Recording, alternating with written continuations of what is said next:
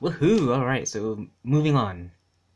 Pukan, pukan meaning to fall over or to topple, right? So if I build a tower, right, or like for example the Eiffel Tower, if, I don't know if there's ever an earthquake in France or in Paris, and then the Eiffel Tower just starts to crumble down, pukan would be the right term, right? Pukan, which means to fall over or to topple, like if I had a building and it just topples down and crushes because of an earthquake or something. How is that different from hulog or hagbong, right? Remember, hulog means just fall, like something's just described falling, right? And hagbong is drop, so that's different, right? Those two verbs are different from pukan. Pukan is an actual structure, or whatever you build using sticks or wood, or maybe a pile of leaves or something, or I don't know, just anything that you build, like building blocks, the play blocks or Legos, and then it decides to topple or fall over. Pukan is that verb. Batok. Batok means to go up against versus, right? To go against somebody. Batok, right? The Spanish loanword contra, right? Related words or verbs, laban and away. Laban is someone that you're going to be siding with, right? To side with somebody on an issue, or away, to fight somebody, right? To argue or fight with somebody. Contra, laban, and away.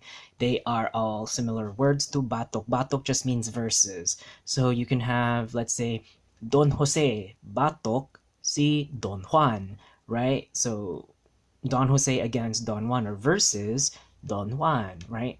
So it just has that meaning of versus, or to go against somebody or someone or something. Ginhawa means breath or breathing, right? You can describe someone's breath or breathing, ginhawa, right? Or you can tell someone to just, oh, breathe, you know? Ginhawa is their breath, their breathing, right? And again, like all of these can be used again to describe things, right? So just keep that in mind. Apiki. Apiki means something that's tight fitting, not enough space, or too small. This is in terms of space or spatial, like spatial concepts, right? So spatial concepts, right? If something's just too tight fitting. Perfect example is a house or a home or a room. If there's too many people in a house or a home or a room, it's too tight fitting. Apiki ang balay, right? Apiki kaayo ang balay. The house is just not enough room for everybody. It's, apiki. The space, there's just not enough space for everyone, right? Remember, in terms of spatiality, right? Now, guot means tight or stuffy. It's a feeling physically of being tight, right? The feeling tight physically. So you can describe like a t-shirt that won't fit. Guot kaayo ning sinina. So this shirt is too tight, too stuffy, right? Guot kaayo ning sinina, right? The t-shirt, right?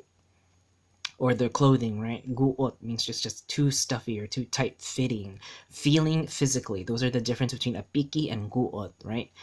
Lamutak, right? French kissing, right? So if you're watching a porno, or if you're watching porn or pornography, I don't know why I'm using this example, but all you horny people out there, if you're watching pornography, right? Sometimes you see like people like French kissing and slobbering with their tongue and exchanging saliva and all that stuff with their tongue, and French kissing and just nibbling on each other. Like lamutak is that verb, right? Now I added I here because remember the ending we talked about the I meaning something that is reciprocation, right? Not mutual, sorry. Reciprocation for people. Lamutakay, you're describing someone who's doing something back and forth to someone else, reciprocating, right? That reciprocal action, right? In this case, lamutak or French kissing can be done with that. Batasan, manners, how somebody acts, right? Is that their usual way, their usual manners? Is that how they are? Normally is how they act. Batasan can be used to describe their manners. Us means to decrease in quantity. Now notice I underline quantity because us is only used to describe a decrease in quantity. It has to be decreasing quantity, right? So na us ang presyo sa gasolina, right?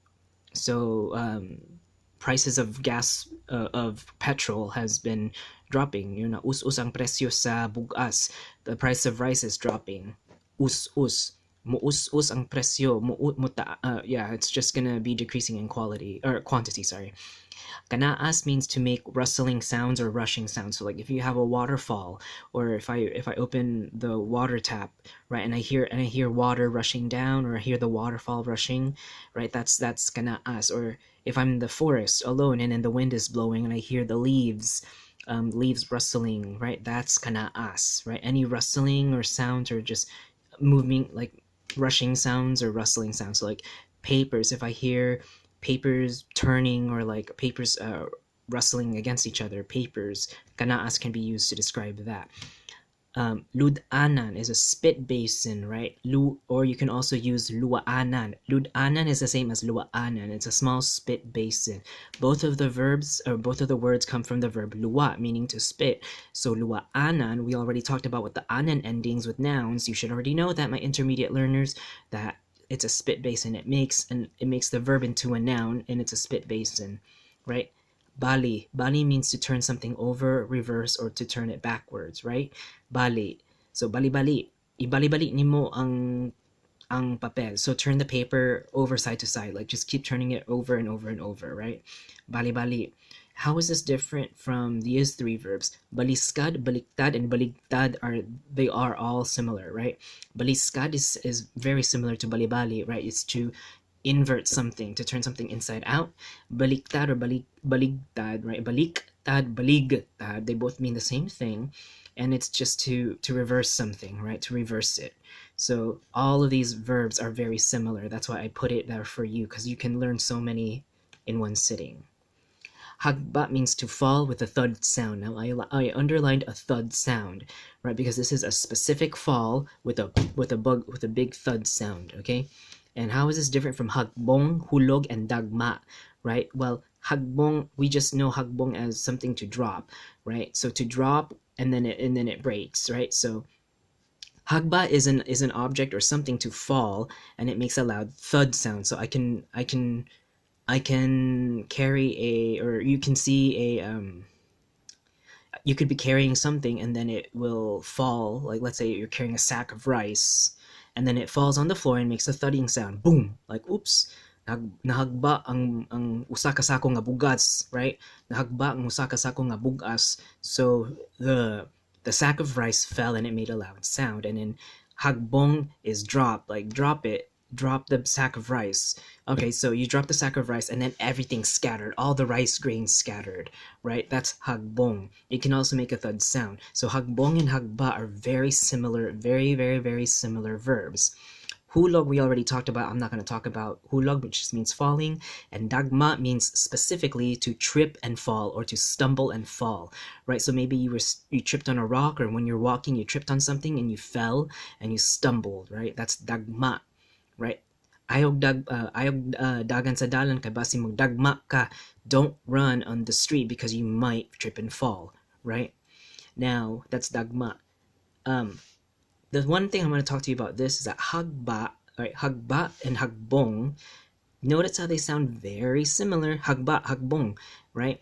They both can also mean to fail a class, or to fail something in school, or to fail school, right? Oh no, you didn't pass. Like, uy, nahagbong or nahagba sa akong klase nga dili kuan musuko si mama ug si papa wa sila ganahan. Like, I failed the class in school. Like, mom and dad are gonna get mad. They're not gonna like this. I'm screwed. I'm fucked, right? So you can use hagbong and hagba to fail a class or to fail school. And again, dagma just means to trip and fall when you're walking. Okay, so dagma, very, very good verb to learn. Last word here is tugon, right? Tugon means to give someone instructions to do something, right? To give instructions to someone to do something, right? And tugon, this can also mean like someone's last will. Like if someone's dying or dead and they have a living will, the tugon can be used to describe a living will because it gives the instructions for someone to do something after they're dead, right? So tugon. Tugon can be like to give someone instructions, or after death when someone dies to give the instructions, right? So very good verb again to use, and hopefully you learned a lot for this video. This might be the last video for the miscellaneous vocabulary builders, because I might go back to doing some grammar just for a change, because there's still so much so many words, vocabulary words that I have on a list that I can just put down your throat. But in exchange, I might just do a little grammar lesson, maybe 2 or 3 grammar lessons, I don't know, and then continue back with these series of vocabulary building.